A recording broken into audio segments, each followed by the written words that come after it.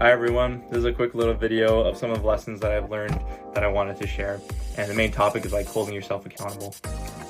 So just a little background on me. My name is David. I'm a builder, engineer, creative. I do like software engineering. I have like a bunch of hobbies like skateboarding, journaling, and building stuff. So let's get into it. So I like this quote where it's not what happens to you, but it's how you react that matters. And I think that segues perfectly into personal responsibility. So I think one thing that people should really drill into their head is that they're responsible. Like your mindset and the way that you approach problems is fully your choice and your responsibility to do things. Like I think everything in your life you're pretty much responsible for because it's your actions that will dictate how things go. And really understanding that that's your control, that you're the one responsible for things. Another thing is like your time, for instance. Like you have 24 hours in a day and it's realistically your choice of how you want to spend it. And like if you want to get a job that works you super long, that's your choice. If there's certain hobbies that you want to do, that's your choice. Like there's so much choice that you have around your time and how you spend it. And I feel like you should use it to your best ability to be effective with your time if you want to achieve something. Another key thing is that like you kind of choose who you surround yourself with. I think this is more tailored towards the friends category, but you should really only keep people around that you kind of align with and that actually make you into a better person, because I think it's really easy to surround yourself with people that kind of drag you down, but ultimately you want people that would support you and like propel you forwards. The next thing that's really key is that like your life only really matters to you. Like your hobbies, your passions, the things that you do is like it's for your own enjoyment. Like there's no reason to feel the need to live someone else's life for yourself. Like I think that like what you do with your time is mattering to you only. Like it shouldn't really matter to what other people think or what they judge. Like it's your life, it's your choice, what you want to do. Another thing I want to talk about is kind of self-resilience and initiative. So I think one thing that's really people don't really like to say, but like the not being able to count on others. I think that like if you just take initiative and just get things done and do it yourself, you'll be so much more stronger like in every aspect. Like if you're ever trying to achieve a goal or do something, because that way like you're the only one who's responsible. And like once you get to that point where you can just take any problem and solve it yourself, I think you're in a really good spot. Another thing I want to say is like being the spark.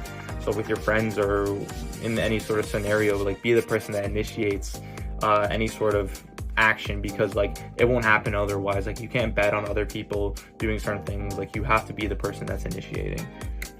Another thing that is very like not many people, a lot of people sleep on this, but like doing things alone is really key.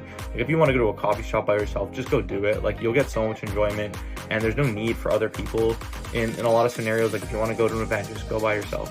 Like there's so many parts of life that you can just enjoy by just doing things by yourself and not relying on other people.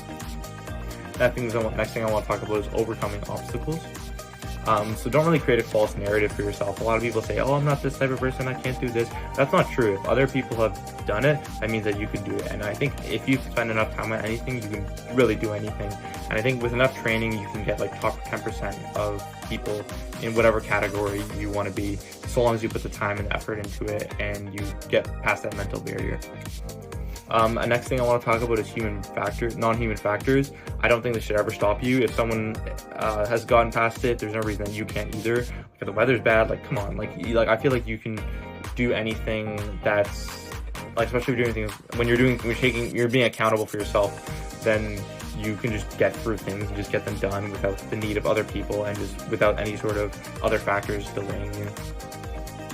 Another thing I want to talk about is like don't let criticism stop you, because I think it's really easy for people to hate on you and say that like, oh, your path is kind of weird, like why are you going this direction, why are you trying to do this? And they don't understand what you want and what your direction is, so don't really take it to heart, because they just don't understand fully what you're trying to do, like if you're building a project or something.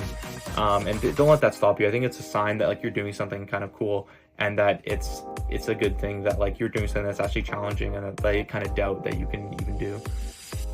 Next thing I want to talk about is personal growth. So I think embracing challenge is really, really key to like make big achievements in your life. And I don't think you should have challenge as like a thing that sets you back and like holds you back. Like, I can't do this, it's too hard.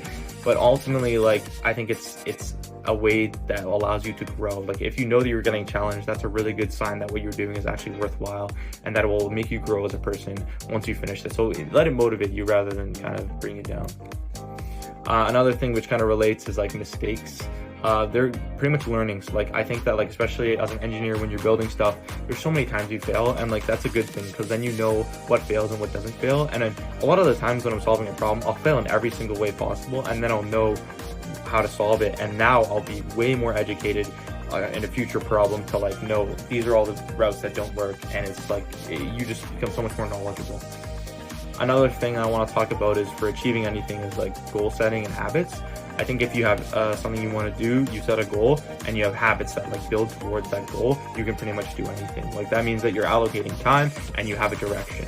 Once you have those two things set in stone, you can pretty much achieve anything. And like, I mean, there's a whole art to this goal setting and like habit setting and stuff like that. But ultimately, I think anything's possible if you give time and you have direction.